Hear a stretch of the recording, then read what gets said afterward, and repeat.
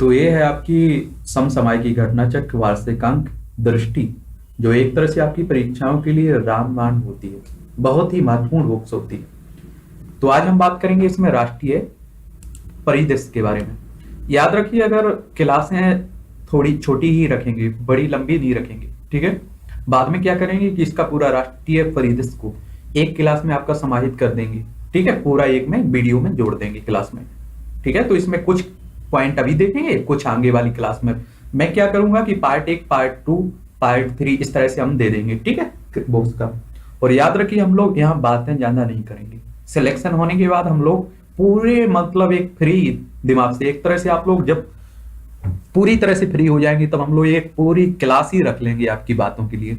आपकी बातें, हमारी बातें, और भी अपने फैमिली की जितने भी लोगों की बातें रहती हैं। अभी आप जान रहे हैं कि परीक्षा हमारे बहुत पास है, नजदीक है, इसलिए हमें पहले इस बुक्स को खत्म करना है, समझ रहे हैं। तो चलिए राष्ट्रीय परिदृश्य देखते हैं। इसमें देश की राजनीतिक, सामाजिक और धार्मिक, शैक्षणिक घटनाओं एवं विभिन्न मंत्रालयों की घटनाओं पर नजर डालते हैं। और बड़े ध्यान से आपको सुनना है, आपके पास भी ज्यादा टाइम नहीं है, आपके एग्जाम आने ही वाले हैं, ठीक है। तो आपने देखा है स्वच्छ सर्वेक्षण आया हुआ है 2020 का। स्वच्छ सर्वेक्षण हर साल आप देखते हैं कि आता है। तो 2 अक्टूबर 2014 को प्रधानमंत्री नरेंद्र मोदी साहब ने स्वच्छ भारत मिशन को लॉन्च किया था। तो यहां सबसे पहले आपको याद रखना है, स्वच्छ भारत मिशन कब लॉन्च हुआ था? 2 अक्टूबर 2014 को। 2 अक्टूबर को आप जानते हैं गांधी जयंती मनाई जाती है। और आपको बताना है कि ये कौन से और भी एक महान पुरुष थे हमारे देश के, 2 अक्टूबर को उनका भी जन्म हुआ था। आप लोग नीचे लिखिए। इस मिशन का उद्देश्य 2 अक्टूबर 2019 यानी कि महात्मा गांधी की जन्म की 150वीं वर्षगांठ तक भारत को एक स्वच्छ एवं खुले में शौच मुक्त राष्ट्र के रूप में रूपांतरित करना था। स्वच्छता के मुद्दे पर देश भर के नगर निगमों तथा स्थानीय शहरी निकायों के मध्य स्वच्छ प्रतिस्पर्धा की भावना को जागृत करने के उद्देश्य से वर्ष 2016 में स्वच्छ सर्वेक्षण आरंभ किया गया था। कब से? 2016 से, ठीक है। स्वच्छ सर्वेक्षण 2016 में 73 शहरों को शामिल किया गया था। 16 में जब शुरू हुआ था, इसमें 73 शहरों को शामिल किया गया था।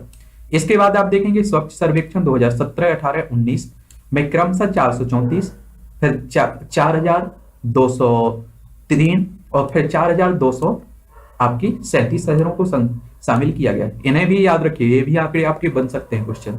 तो 2016 में 73, 2017 में 434, 2018 में आपके 4203 और 2019 में 4237, ठीक है। इससे संबंधित कुछ महत्वपूर्ण तथ्य हैं। 20 अगस्त 2020 को आवासन एवं तथा शहरी मामलों के मंत्रालय द्वारा स्वच्छ सर्वेक्षण 2020 का परिणाम जारी किया गया है। तो आपसे पूछे अगर कि कौन जारी करता है, तो आवासन तथा शहरी मामलों के मंत्रालय द्वारा।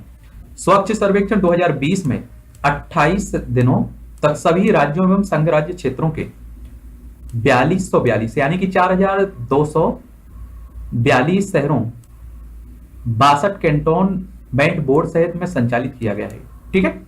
यह अपनी तरह का पहला डिजिटल सर्वे है। क्या है? Digital survey. अब आप देख रहे हैं कि डिजिटल भारत की बात की जा रही है, तो ये डिजिटल सर्वे है। 1098 शहरी स्थानीय निकायों को ओडीएफ प्लस, 483 शहरों को ओडीएफ प्लस प्लस के रूप में प्रमाणित भी किया गया है। कितने? 1090 यानी कि 1098 को ओडीएफ प्लस, और आप देखेंगे 483 शहरों को ओडीएफ प्लस प्लस रूप में प्रमाणित किया गया। कुल 6 शहरों को 5 स्टार प्रमाणन दिया गया। 5 स्टार देखते हैं आप, तो ये 6 शहरों को मिला है।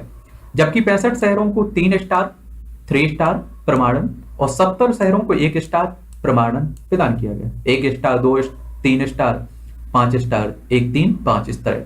शेष 10 शहरों की बात करें, 10 लाख से अधिक की जनसंख्या की रैंकिंग में, याद रखिए 10 लाख से ऊपर की जो जनसंख्या है उसके आंकड़े हैं, ठीक है। आगे हम लोग बताते हैं 10 लाख से कम। तो इसमें आप देखेंगे इंदौर मध्य प्रदेश पहली नंबर पर है, सूरत दूसरे नंबर पर। आप देख रहे हैं कुछ सालों से इंदौर ही टॉप पर बना हुआ है। इंदौर पहले नंबर पर पूछा जा सकता है, सूरत दूसरे नंबर पर, नवी मुंबई महाराष्ट्र तीसरे नंबर पर। आप जिस भी स्टेट से हैं उसका याद रखना है आपको, उस एग्जाम के लिए, आपके स्टेट में जो भी एग्जाम होते हैं उनके लिए महत्वपूर्ण रहता है। विजयवाड़ा आंध्र प्रदेश चौथे नंबर पर।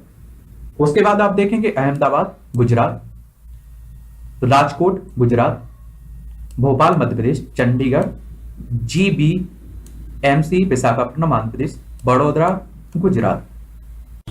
तो ये आपके हैं 10 लाख से अधिक की जनसंख्या के 10 जो टॉप 10 में रहे हैं उनके। ठीक है, इसमें इंदौर आपको जरूर याद रखना।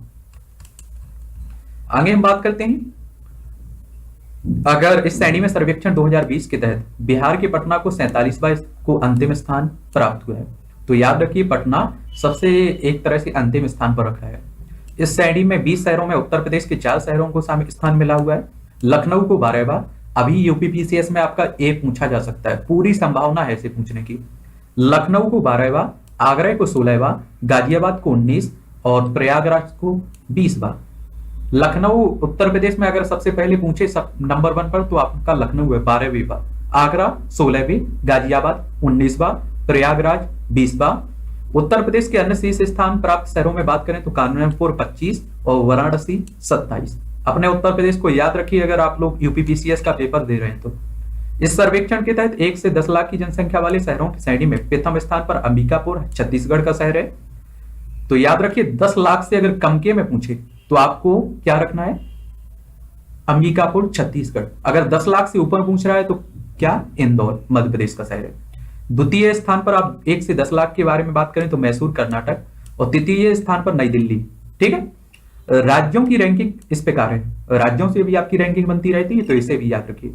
शीर्ष स्थान प्राप्त 5 राज्य 100 शहरी स्थानीय निकायों से कम, तो इसमें आप देखेंगे झारखंड, हरियाणा, उत्तर प्रदेश, सिक्किम, असम।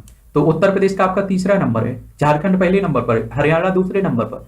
शीर्ष स्थान पर आप 5 राज्य 100 शहरी स्थानीय निकायों से अधिक, तो इसमें छत्तीसगढ़ आप देखेंगे एक कम था, निकायों से कम था। ठीक है, 100 शहरी स्थानीय निकायों से अधिक है। ठीक है, याद रखिए छत्तीसगढ़, महाराष्ट्र दूसरे, मध्य प्रदेश तीसरे, गुजरात और पंजाब।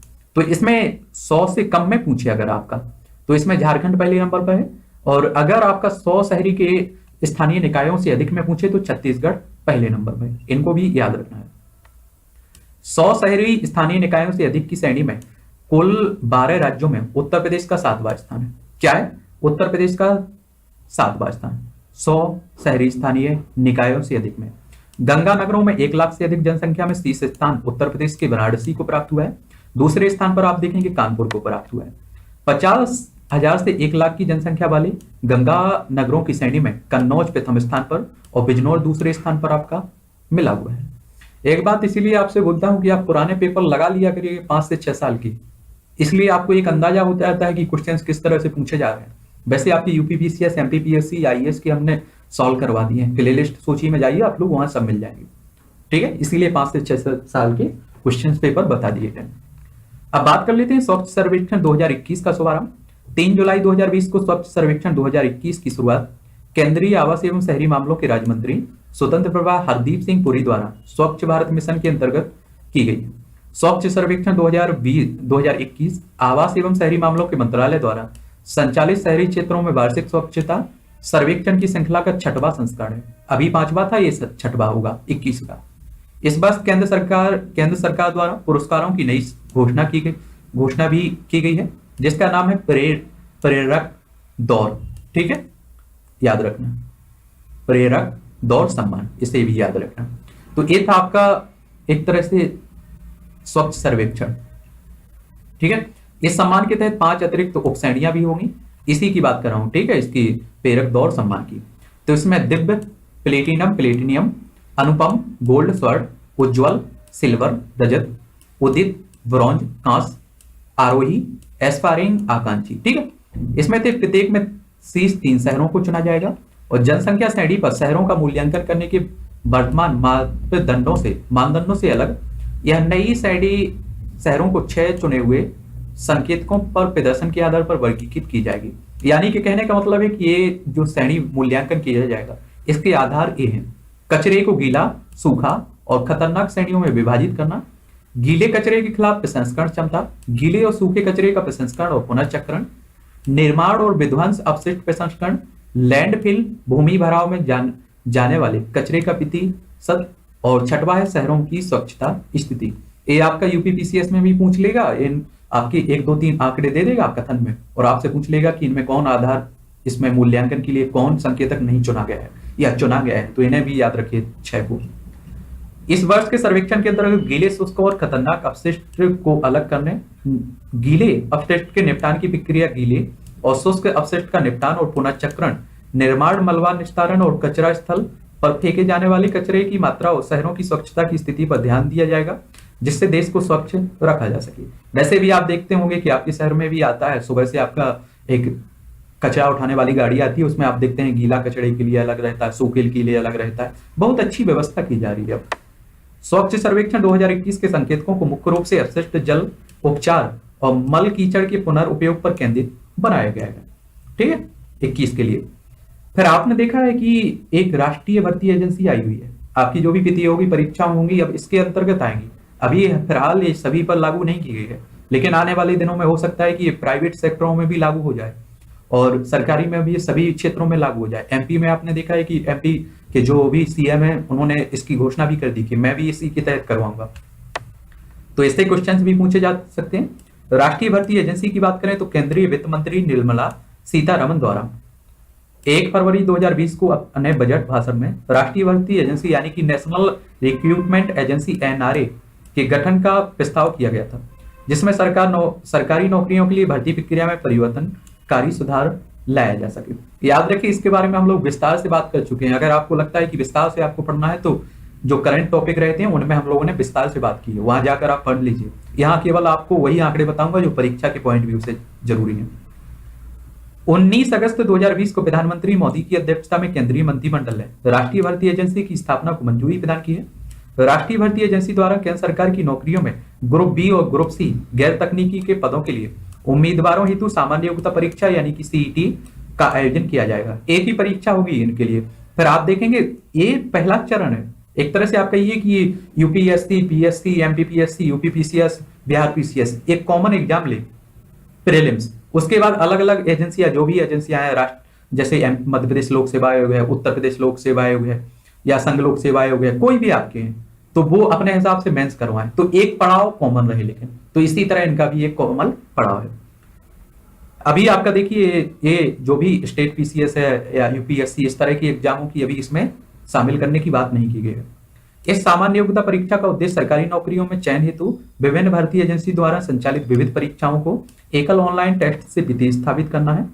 एनआरए में रेल मंत्रालय, वित्त मंत्रालय, वित्तीय सेवा विभाग, एसएससी, एसएससी, आरबी और आईबीपीएस के प्रतिनिधित्व शामिल होंगे अभी फिलहाल। ठीक है, आगे है आपका सामान्य योग्यता परीक्षा सीईटी वर्ष में 2 बार आयोजित की जाएगी और इसका आयोजन 12 प्रमुख भारतीय भाषाओं में किया जाएगा। तो आपको याद रखना, वर्ष में 2 बार आयोजित की जाएगी, इसका आयोजन 12 भाषाओं में होगा। ठीक है, सामान्य योग्यता परीक्षा सीईटी मुख्यतः 3 स्तरों पर आयोजित की जाएगी, स्नातक, उच्च माध्यमिक यानी कि 12वीं और मैट्रिक। समझ रहे हैं आप लोग, एक तरह से आप कहिए कि 10वीं, 12वीं और स्नातक। ठीक है, राष्ट्रीय भर्ती एजेंसी द्वारा उम्मीदवारों को शॉर्टलिस्ट करने के लिए केवल प्रथम स्तर यानी कि टीयर की परीक्षा आयोजित की जाएगी। वहीं भर्ती की अंतिम चयन प्रक्रिया टीयर 2, टीयर 3 के लिए परीक्षाओं का आयोजन संबंधित एजेंसियां यानी कि एसएससी, आरआरबी, आईबीपीएस अपने हिसाब से करेगी। ठीक है, आरंभ में राष्ट्रीय भर्ती एजेंसी द्वारा एसएससी, आरआरबी, आईबीपीएस की परीक्षाओं का आयोजन किया जाएगा। बाद में इसके अंतर्गत कई अन्य भर्ती परीक्षाओं को भी शामिल किया जाएगा। उम्मीदवारों द्वारा सामान्य योग्यता परीक्षा के प्राप्त स्कोर 3 वर्षों की अवधि के लिए वैध रहेगा। तो याद रखना, ये भी पूछ लेगा कितने साल के लिए इसकी मान्यता रहेगी, तो 3 साल के लिए। देश के प्रत्येक जिले में परीक्षा केंद्र होगा। वहीं 117 आपके आकांक्षी जिले पिछड़े हुए में परीक्षा की बुनियादी ढांचे को बनाने पर विशेष जोर भी दिया जाएगा। केंद्र सरकार ने राष्ट्रीय भर्ती एजेंसी के लिए 1517.57 करोड़ रुपए की स्वीकृति प्रदान की है। इस बजट को भी याद रखना, 1517.57 करोड़ रुपए की स्वीकृति दी गई है। राष्ट्रीय भर्ती एजेंसी सोसाइटी पंजीकरण अधिनियम के तहत एक पंजीकृत सोसाइटी होगी, इसे भी याद रखना, सोसाइटी पंजीकरण अधिनियम के तहत एक पंजीकृत होगी। भारत सरकार के सचिव स्तर का अधिकारी इसकी अध्यक्षता करेगा। किस स्तर का? सचिव स्तर का। तो ये है आपकी राष्ट्रीय भर्ती एजेंसी। ठीक है, अब बात करते हैं अटल रैंकिंग। याद रखिए, मैं उतना विस्तार से नहीं बता पाऊंगा यहाँ। ठीक है, अगर विस्तार से पढ़ना है तो जो टॉप करंट टॉपिक हम लोगों ने प्लेलिस्ट सूची बनाई हुई उसमें बहुत विस्तार से 40 50 मिनट की क्लास ली गई है इसी पर आपकी, तो वहां जाकर आप देख सकते हैं। यहाँ केवल आपने को याद होना चाहिए कि हमारी परीक्षा बहुत पास है। अटल रैंकिंग की बात करें 2020 की, तो भारत द्वारा 2010 से 2020 के दशक को नवाचार का दशक घोषित किया गया है। तो आपसे पूछ सकता है कि 2010 से 2020 तक के दशक को नवाचार दशक कहते हैं या नवाचार दशक किस पीरियड को कहते हैं, ठीक है। 2015 में वैश्विक नवाचार सूचकांक में 81वें स्थान से सुधार करते हुए भारत ने वर्ष 2020 में 48वां स्थान प्राप्त किया है। नवाचार उपलब्धियों पर संस्थाओं की अटल रैंकिंग शिक्षा मंत्रालय की एक पहल है। कौन जारी करता है? एक तरह से शिक्षा मंत्रालय। 2015 में 81वां नंबर होता, 2020 में इसे 48वां, 2020 में 48वां, ठीक है। 18 अगस्त 2020 को भारत के उपराष्ट्रपति एम वेंकैया नायडू ने नवाचार उपलब्धियों पर संस्थानों की अटल रैंकिंग जारी की है। इसका पहला संस्करण वर्ष 2019 में जारी किया गया था। अटल रैंकिंग 2020 को 2 श्रेणियों यथा सार्वजनिक वित्त पोषित संस्थान तथा निजी या फिर सौ वित्त पोषित संस्थानों के तहत जारी किया गया है। इन्हें पुनः 5 उप श्रेणियों में भी विभाजित किया गया है, यानी कि सरकारी और प्राइवेट जो है उन्हें में बांटा गया है। इस बार रैंकिंग में पहली बार महिलाओं से जुड़े उच्च संस्थानों की सूची के रूप में छठवीं उप श्रेणी भी बनाई गई है। तो याद रखना है, पहली बार महिलाओं से जुड़े संस्थानों की सूची को छठी सूची में उप श्रेणी बनाया गया है। राष्ट्रीय महत्व के संस्थानों, केंद्रीय विश्वविद्यालय एवं केंद्रीय वित्त पोषित तकनीकी संस्थानों की सूची में भारतीय प्रौद्योगिकी संस्थान मद्रास क्या है? भारतीय प्रौद्योगिकी संस्थान मद्रास को प्रथम स्थान पर, याद रखना, भारतीय प्रौद्योगिकी संस्थान मद्रास को पहले स्थान पर मिला है और भारतीय राष्ट्रीय प्रौद्योगिकी संस्थान बॉम्बे को दूसरा स्थान, भारतीय प्रौद्योगिकी संस्थान दिल्ली को तृतीय स्थान। मद्रास, बॉम्बे और दिल्ली 1 2 3 पर क्रमशः है, ठीक है, याद रखिए। आगे बात करते हैं हम लोग। इस सूची में भारतीय प्रौद्योगिकी संस्थान कानपुर को 6वां स्थान, उत्तर प्रदेश के लिए आपका बहुत जरूरी है। तो कानपुर को कौन सा स्थान? 6वां। भारतीय प्रौद्योगिकी संस्थान जो कानपुर में है इसे 6वां स्थान मिला है। अलीगढ़ मुस्लिम विश्वविद्यालय को 11वां, जो अलीगढ़ मुस्लिम विश्वविद्यालय है इसे 11वां और बनारस हिंदू विश्वविद्यालय को 13वां। तो कानपुर 6, अलीगढ़ 11 और बनारस 13। इस तरह से आप याद रखिए अपने हिसाब से। अगर ये आप निजी या सौ वित्त पोषित यानी कि प्राइवेटों की बात करें हम लोग, कलिंगा औद्योगिक प्रौद्योगिकी संस्थान उड़ीसा को प्रथम स्थान पर, कलिंगा औद्योगिक प्रौद्योगिकी संस्थान उड़ीसा को प्रथम स्थान, SRM विज्ञान एवं प्रौद्योगिकी संस्थान तमिलनाडु को द्वितीय स्थान, बेल्लोर प्रौद्योगिकी संस्थान तमिलनाडु को तृतीय स्थान प्राप्त हुआ है, ठीक है।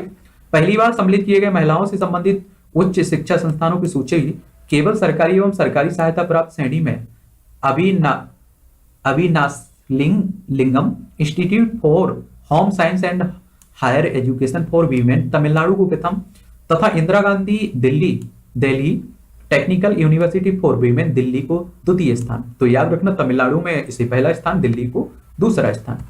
अब बात करते हैं हम लोग अंडमान निकोबार कनेक्टिविटी प्रोजेक्ट की। ये भी काफी चर्चा में रहा था, अंडमान निकोबार कनेक्टिविटी प्रोजेक्ट। अंडमान निकोबार राष्ट्रीय सुरक्षा के लिहाज से भारत का एक संवेदनशील क्षेत्र है। भारत की एक्ट ईस्ट नीति में भी इसकी महत्वपूर्ण भूमिका रही है। अतः इसके मद्देनजर प्रधानमंत्री नरेंद्र मोदी ने यहाँ के लोगों को डिजिटल इंडिया से जोड़ने के लिए 30 दिसंबर 2018 को पोर्ट ब्लेयर में सबमरीन ऑप्टिकल फाइबर केबल परियोजना की आधारशिला रखी थी। अगर आपसे पूछे कि सबमरीन ऑप्टिकल फाइबर केबल परियोजना की आधारशिला कब रखी गई थी प्रधानमंत्री मोदी के द्वारा, तो 30 दिसंबर 2018 को। 10 अगस्त 2020 को प्रधानमंत्री नरेंद्र मोदी ने वीडियो कॉन्फ्रेंसिंग के माध्यम से अंडमान निकोबार द्वीप समूह के लिए सबमरीन ऑप्टिकल फाइबर परियोजना की शुरुआत की है। इसके द्वारा अंडमान निकोबार द्वीप समूह के लोगों को हाई स्पीड ब्रॉडबैंड कनेक्टिविटी उपलब्ध होगी। इसके तहत चेन्नई एवं पोर्ट ब्लेयर के मध्य तथा पोर्ट ब्लेयर से अन्य द्वीपों यथा स्वराज द्वीप, Havelock, little Andaman, car Nicobar, Kamorta, great Nicobar, long island और रंगट के मध्य सुविधा प्राप्त होगी। आप समझ रहे हैं? इस परियोजना के तहत समुद्र के भीतर करीब 2300 यानी कि 2300 किलोमीटर तक केबल बिछाया गया है। इस पर लगभग 1224 करोड़ रुपए की लागत आई है। इस तो इसे याद रखिए, 2300 किलोमीटर के करीब केबल बिछाया गया है समुद्र के भीतर, और इसमें बिछाने में कितनी कीमत आई, लगभग खर्च हुआ 1224 यानी कि 1224 करोड़।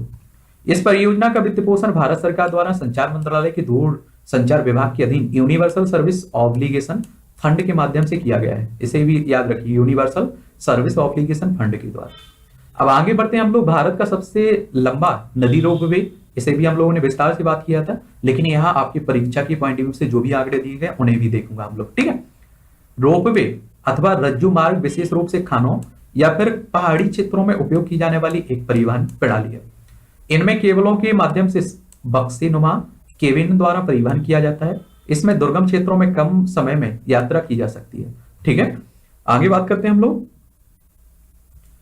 24 अगस्त 2020 को गुवाहाटी असम में ब्रह्मपुत्र नदी के ऊपर निर्मित भारत के सबसे लंबे नदी रोपवे का उद्घाटन किया गया है। किस नदी पर है? ब्रह्मपुत्र नदी पर, असम गुवाहाटी में, ठीक है।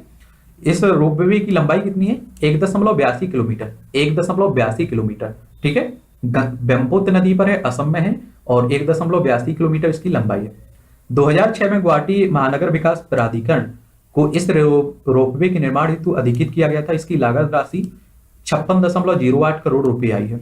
तो याद रखना, गुवाहाटी महानगर विकास प्राधिकरण के द्वारा इसे बनाया गया एक तरह से, और इसमें कितनी लागत आई है? 56.08 करोड़, ठीक है। यह रोपवे गुवाहाटी शहर में कचरी घाट के को उत्तरी गुवाहाटी के डोल गोविंदा मंदिर से जोड़ेगी। ये भी पूछ लेगा कि जो अभी नया रोपवे किस किस शहर को जोड़ेगा, तो गुवाहाटी शहर की कचरी घाट को उत्तरी गुवाहाटी के डोल गोविंदा मंदिर से जोड़ेगा। ध्यान दें कि यह रोपवे एक छोटे से द्वीप पीकॉक आइलैंड के ऊपर से गुजरता है। यहाँ पर प्रसिद्ध उमानंदा मंदिर भी स्थित है। ये भी पूछ सकता है कि किस ये द्वीप से गुजरता है, तो याद रखना पीकॉक आइलैंड। यहाँ कौन सा मंदिर स्थित है? उमानंदा मंदिर स्थित है। अब बात करते हैं आत्मनिर्भर भारत सप्ताह। आप देख रहे हैं कि आत्मनिर्भर भारत की बात की जा रही है, तो इसे भी देख लेते हैं क्या कहा जा रहा है इसमें। आत्मनिर्भर भारत सप्ताह का आयोजन आत्मनिर्भर भारत अभियान के अंतर्गत किया गया है।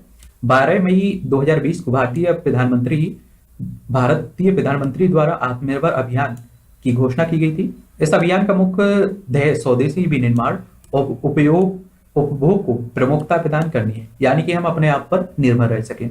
तो 12 मई 2020 को इसके बारे में अगर याद रखने योग्य तथ्यों की बात करें तो 7 अगस्त 2020 को रक्षा मंत्रालय द्वारा आत्मनिर्भर भारत सप्ताह का शुभारंभ किया गया है। किसके द्वारा? रक्षा मंत्रालय के द्वारा। आत्मनिर्भर भारत सप्ताह कब से? 7 अगस्त से 14 अगस्त 2020 तक मनाया गया है।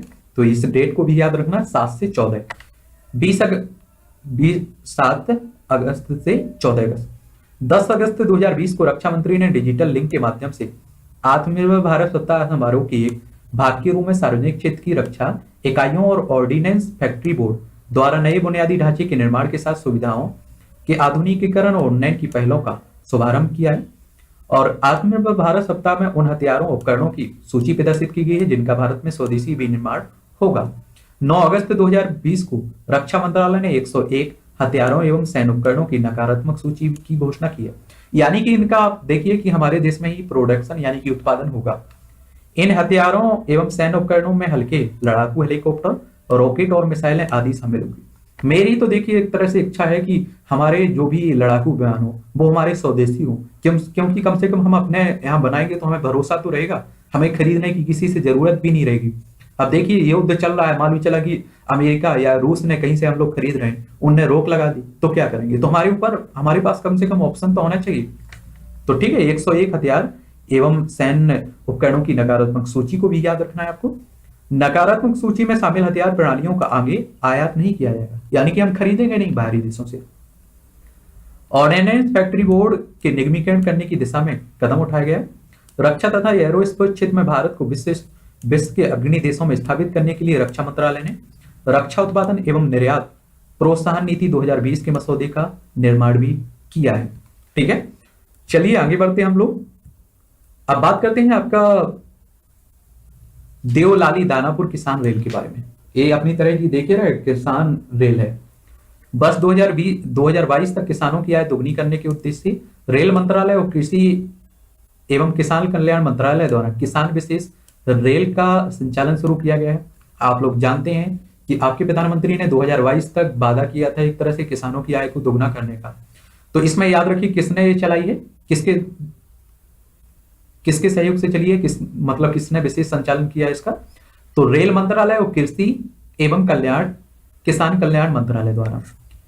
इससे किसान अल्पकालीन बाजार, शीघ्र खराब होने वाली वस्तुओं के बाजार में अपनी उपस्थिति बढ़ाकर और अधिक बार आर्थिक संभावना प्राप्त कर सकते हैं। आप समझिए, टमाटर एक जगह शहर से दूसरी शहर ले जाना आसान रहेगा, क्योंकि आप जानते हैं जल्दी खराब होने की स्थिति रहती। कोई भी और सामान हो आपका तो किसानों के लिए फायदेमंद है। 7 अगस्त 2020 को केंद्रीय कृषि एवं किसान कल्याण मंत्री नरेंद्र सिंह तोमर ने वीडियो कॉन्फ्रेंसिंग के माध्यम से देवलाली दानापुर किसान रेलवे की को हरी झंडी दिखाई थी। तो किसान मंत्री को भी याद रखिए, कृषि एवं किसान कल्याण मंत्री हैं आपके नरेंद्र सिंह तोमर। 2020-21 के आम बजट में दूध, मांस और मछली सहित जल्द नष्ट होने वाली खाद्य पदार्थों की निर्बाध आपूर्ति श्रृंखला बनाने की घोषणा भी की थी। ये ऐसे पदार्थ हैं कि जो जल्दी खराब हो जाते हैं, इसलिए एक शहर से दूसरे शहर जल्दी पहुंचे, जल्दी उपयोग हो, इसलिए यह रेलगाड़ी अपनी तरह की पहली रेलगाड़ी है जो किसान सेवा के उद्देश्य से शुरू की गई है। यह रेलगाड़ी एक बार की यात्रा में 1519 किलोमीटर की दूरी तय करेगी। नासिक रोड, मनमाड़, इटारसी, सतना, प्रयागराज, बक्सा आदि स्टेशनों पर रुकेगी। तो याद भी रखिए अपने शहरों को कि कहाँ इसका स्टॉप है और कितनी दूरी करेगी तय, 1519 किलोमीटर की। यह रेलगाड़ी देवलाली से दानापुर के मध्य परिचालित होगी। तो सबसे पहले तो आपको याद रखना है किन किन शहरों को जोड़ेगी। देवलाली से दानापुर। देवलाली महाराष्ट्र राज्य के नासिक जिले में स्थित एक छोटा सा हिल स्टेशन है। दानापुर आप जानते होंगे बिहार राज्य के पटना जिले में स्थित एक नगर है। माल ढुलाई की व्यवस्था समन्वय कृषि एवं किसान मंत्रालय द्वारा किया जाएगा। बरौनी टाटा नगर की बात करें तो दूसरी किसान रेल है। बरौनी टाटा नगर दूसरी है, और याद रखिए देवलाली दानापुर किसान रेल पहली है और बरौनी टाटा नगर दूसरी है। 13 अगस्त 2020 को भारतीय रेलवे की दूसरी किसान विशेष रेलगाड़ी का परिचालन बरौनी बिहार से टाटानगर झारखंड के बीच किया जाएगा। तो एक इसके बीच चलेगी, बरौनी बिहार से टाटानगर झारखंड के बीच। इस विशेष रेल के द्वारा बोकारो स्टील सिटी हटिया टाटानगर के लिए दुग्ध की आपूर्ति भी की जाएगी। ठीक है, तो ये दूसरी है। पर बात करते हैं भारत जल संसाधन सूचना प्रणाली की। तो जल जीवन और विकास की कुंजी है। जल संसाधनों का विवेकपूर्ण उपयोग अधिक महत्व रखता है, विशेषकर तब जब बढ़ती जनसंख्या शहरीकरण और संबंधित विकास उपलब्ध संसाधनों पर अतिरिक्त दबाव डालती है। किसी भी संसाधन की अच्छी योजना हेतु एक मजबूत डेटाबेस और एक विश्वसनीय सूचना प्रणाली की आवश्यकता होती है। इसी को मद्देनजर रखते हुए जुलाई 2019 में भारत जल संसाधन सूचना प्रणाली का पहला संस्करण जारी किया गया था। ठीक है, ये जुलाई 2019 की बात कर रहा हूं। इसमें याद रखने योग्य तथ्यों की बात करें तो अगर अगस्त 2020 में भारत सरकार के जल शक्ति मंत्रालय द्वारा भारत जल संसाधन सूचना प्रणाली का नया संस्करण जारी किया गया है। नया संस्करण किसके द्वारा? जो आपका जल शक्ति मंत्रालय है इसके द्वारा जारी किया गया है।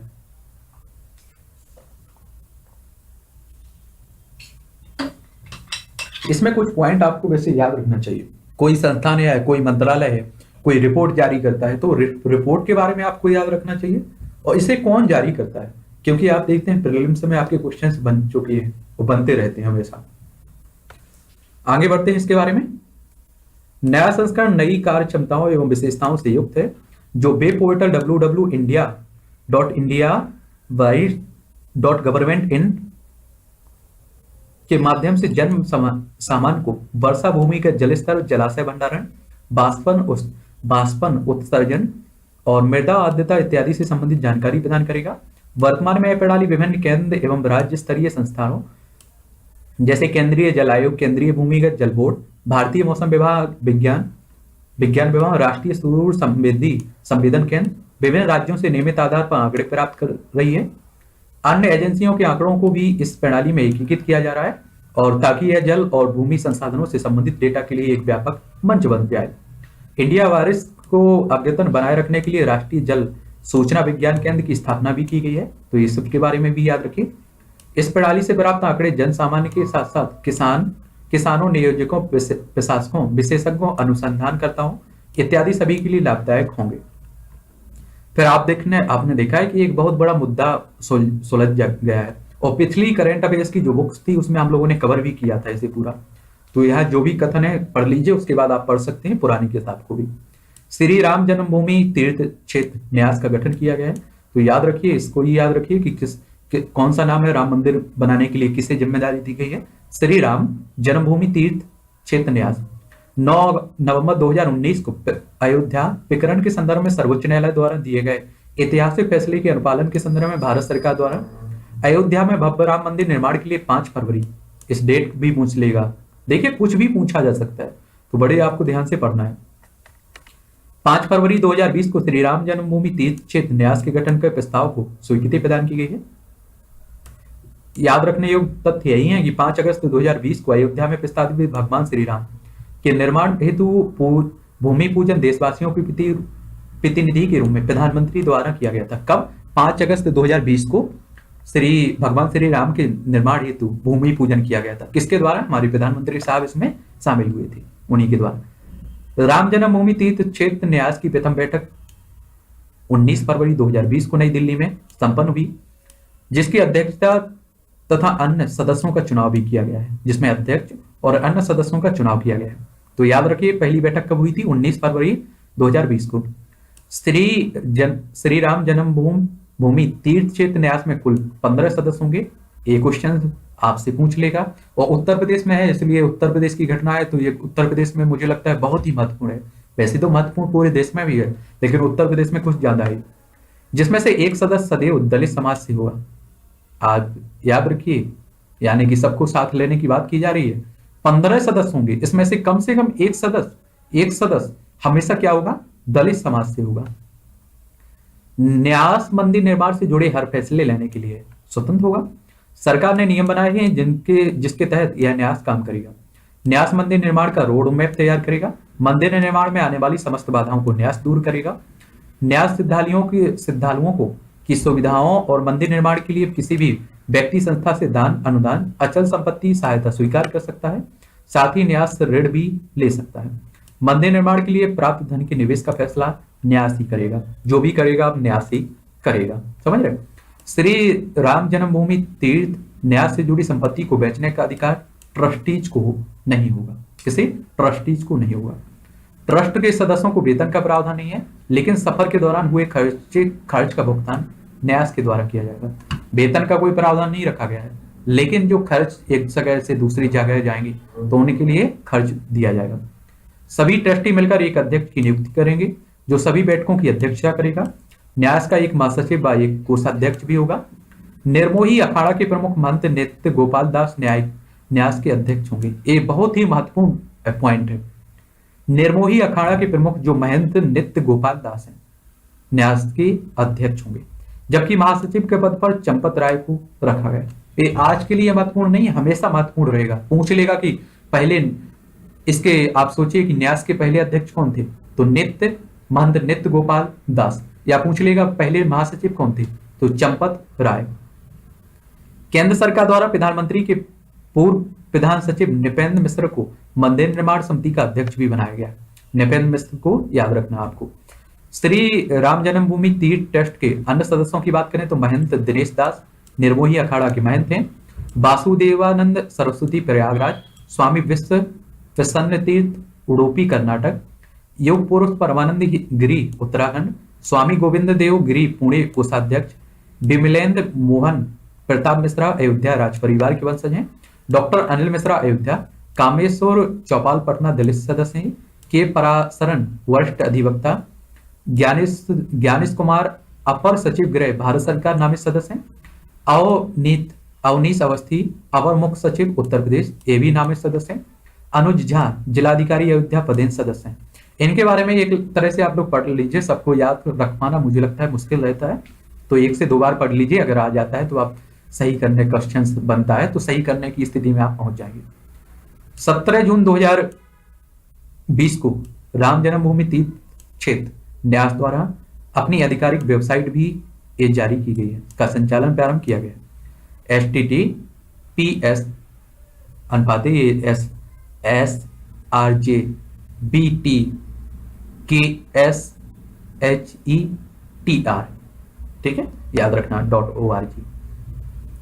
अब बात कर लेते हैं स्मार्ट इंडिया हैकाथॉन 2020 की भी बात कर लेते हैं।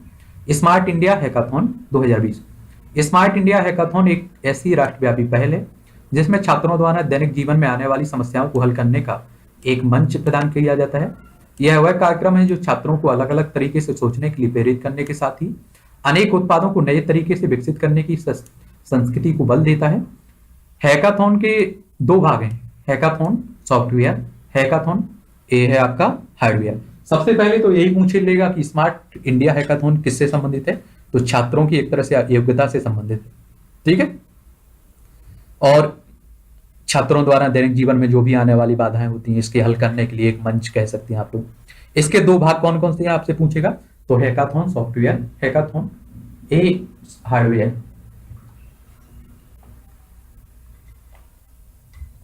अब बात कर लेते हैं स्मार्ट, इसमें जो तथ्य याद रखने योग्य है। 4 अगस्त 2020 को स्मार्ट इंडिया हैकाथॉन के चौथे संस्करण यानी कि सॉफ्टवेयर संस्करण का ग्रैंड फिनाले संपन्न हुआ है। इस हैकाथॉन का आयोजन 1 से 4 अगस्त 2020 तक देश के 40 वर्चुअल नोडल केंद्रों पर एक साथ हुआ है, 1 से 4 अगस्त के बीच, और 40 वर्चुअल नोडल केंद्रों, ठीक है, 40 याद रखना।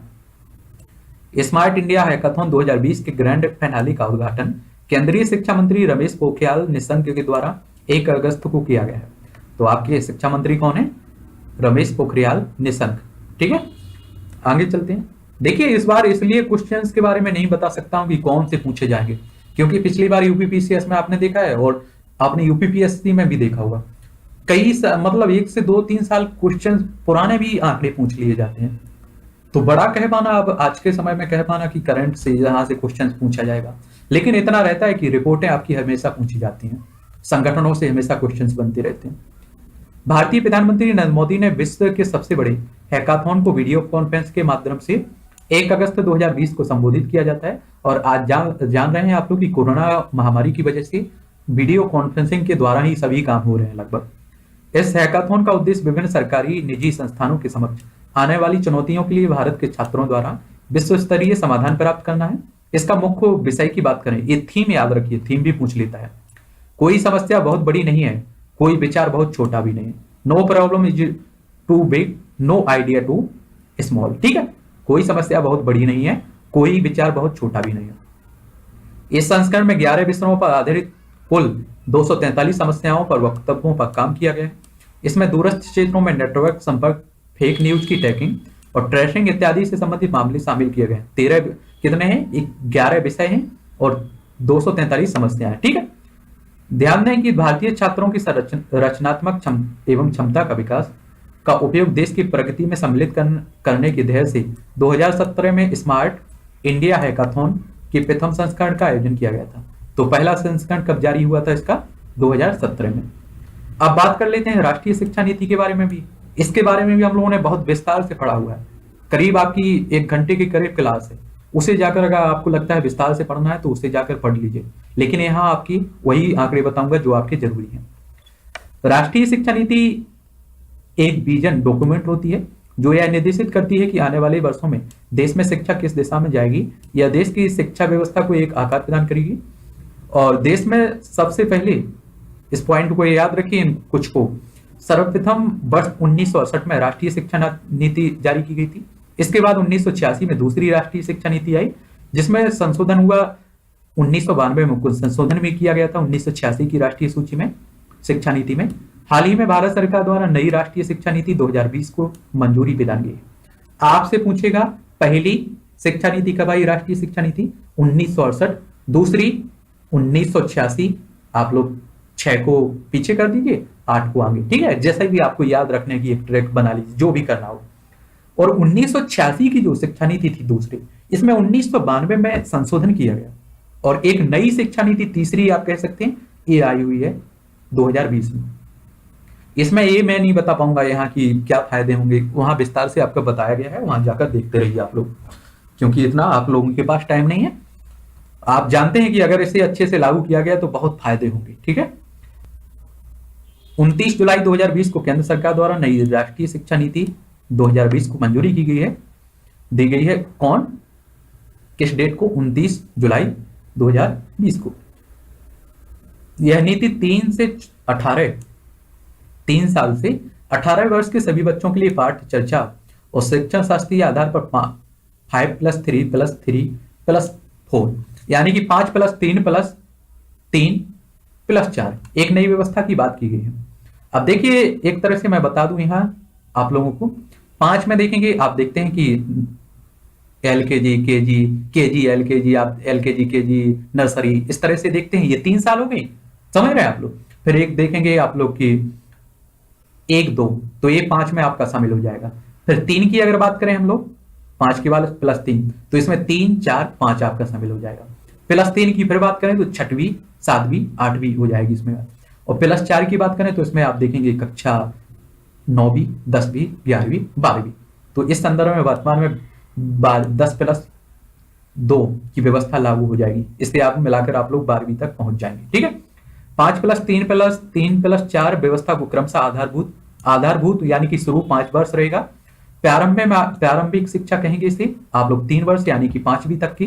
फिर आप देखेंगे मध्य यानी कि 6 से 8वीं तक, और माध्यमिक यानी कि ये 9 से 12वीं तक। ठीक है, आधारभूत चरण में बात करें तो 5 वर्ष से 3 वर्ष तक बच्चा आंगनवाड़ी, प्री स्कूल या फिर बाल वाटिका में रहेगा। एक कहने का मतलब है कि शुरू की क्लासों में पढ़ेगा 3 वर्षों के लिए।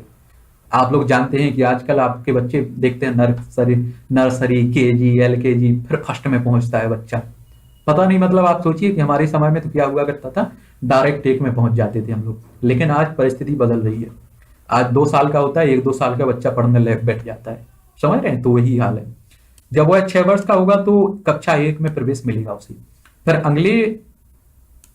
अगले 2 वर्षों में कक्षा 2 तक की पढ़ाई पूर्ण होगी।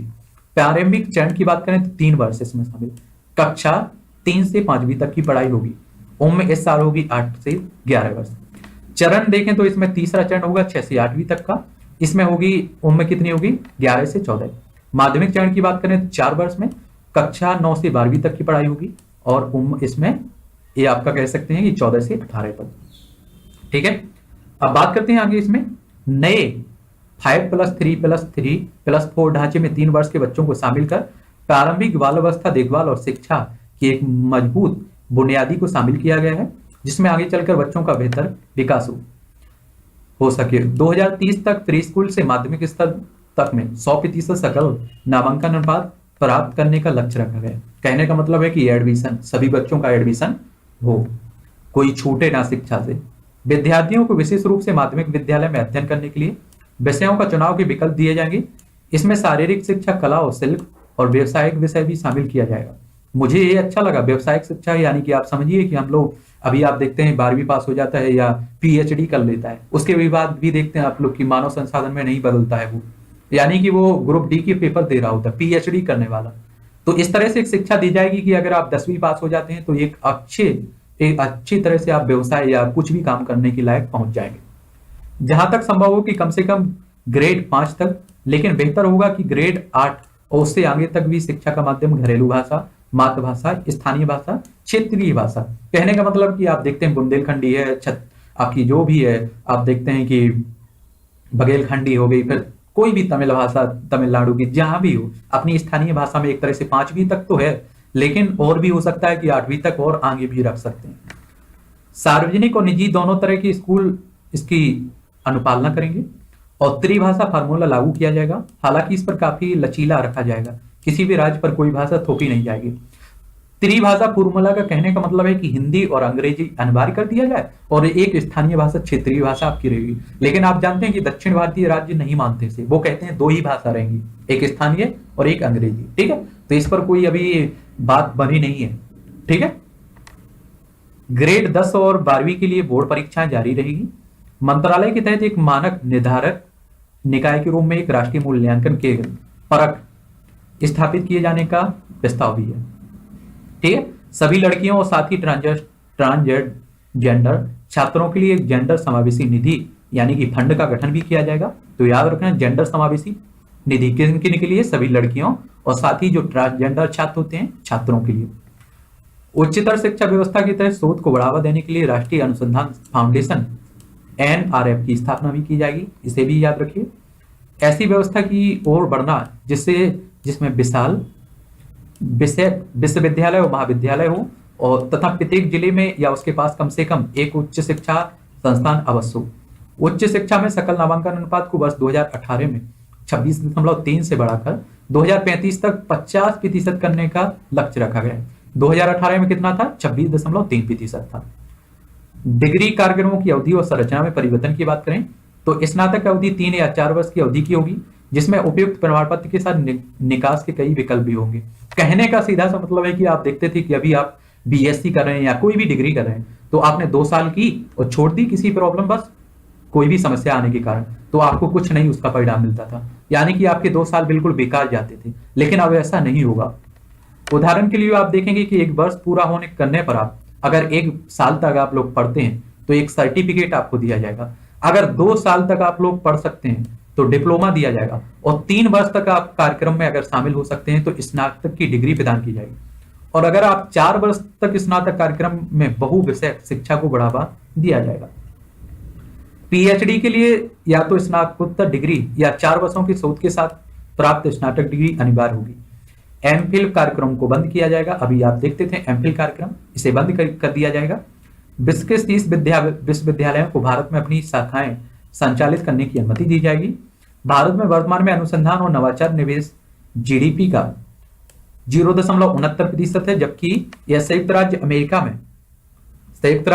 में 2.8 यानी कि 2.8, इजराइल में 4.3% और दक्षिण कोरिया में 4.2% है। भारतीय उच्च शिक्षा आयोग के तहत 4 स्वतंत्र ढांचों की स्थापना की जाएगी, जिसमें राष्ट्रीय उच्चतर शिक्षा विनियामक परिषद भी बनाई जाएगी, राष्ट्रीय विद्यालयन परिषद भी होगी, उच्चतर शिक्षा अनुदान परिषद भी होगी, सामान्य शिक्षा परिषद भी होगी। ठीक है, ये सभी शामिल होंगे।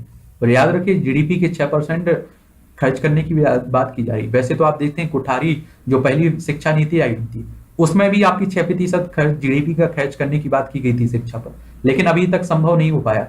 तो इसके क्या नकारात्मक पॉइंट रहेंगे, क्या परिणाम रहेंगे, हो पाती है, सक्सेस हो पाती है या नहीं। अगर अच्छे से लागू होती है तो 100% मैं कहूंगा कि इसमें बहुत अच्छे रिजल्ट मिलेंगे, हमारा देश बहुत आगे जा सकता है। अगर अच्छे से लागू नहीं हो पाएगी तो अभी तक जो चला आ रहा है वैसा ही चला। HECI स्वयं इन चारों अंगों के बीच किसी भी प्रकार के विवाद का निपटारा करेगा।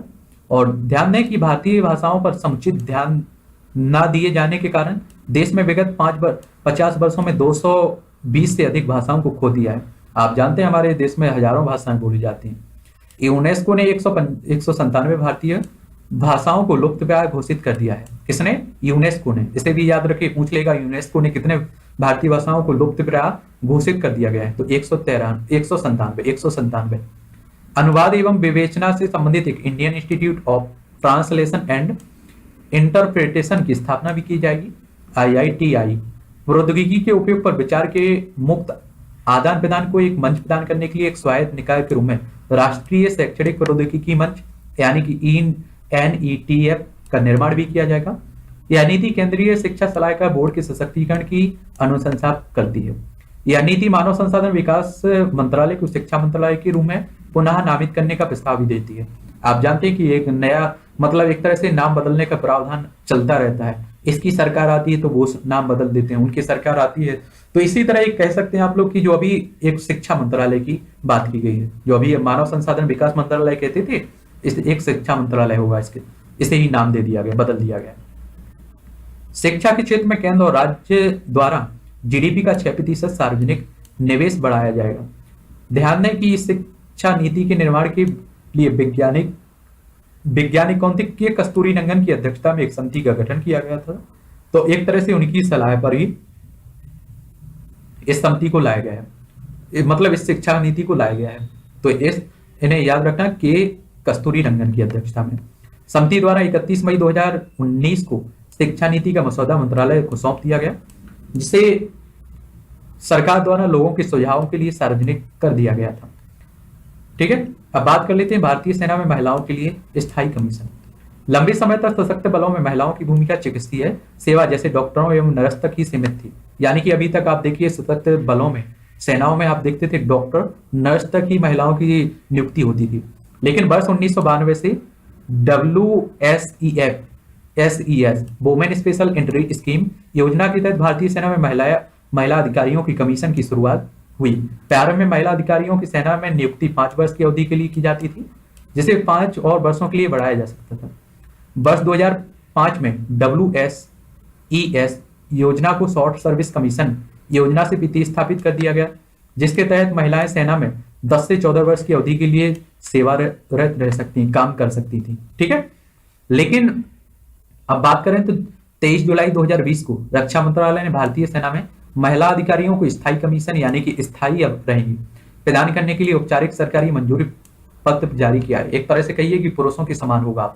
यह आदेश जज एवं एडवोकेट जनरल तथा आर्मी एजुकेशन कॉर्प्स AEC के वर्तमान वर्गों के साथ साथ भारतीय सेना के 10 वर्गों महिला अधिकारियों को स्थायी कमीशन की मंजूरी को निर्दिष्ट भी करता है। इस वर्गों में army air defence, signal engineers, army aviation, electronics and mechanical engineers, army service corps और army ordnance corps intelligent corps शामिल हैं। इसमें इससे पूर्व 17 फरवरी 2020 को सर्वोच्च न्यायालय ने भारतीय सेना में महिला अधिकारियों के लिए पुरुष अधिकारियों के समान ही स्थायी कमीशन और कमान अधिकार के संबंध में निर्णय सुनाया था। 17 मार्च 2020 को सर्वोच्च न्यायालय ने एक निर्णय के तहत भारतीय नौसेना में भी महिलाओं को स्थायी कमीशन प्रदान करने की बात की गई थी। तो सर्वोच्च न्यायालय ने भी इस पर अपनी सहमति दी है। तो इतना ही रहने देते हैं, अगली क्लास में हम लोग आगे बढ़ाते हैं। ठीक है, एक क्या करेंगे, एक छोटी छोटी क्लासें रहने देंगे, बड़ी क्लासें बाद में आपकी एडजस्ट कर देंगे, इसी में मिला के बना देंगे। ठीक है, वहां देखना पड़ेगा, वहां देखते रहना, यहाँ देखना, यहाँ देखें।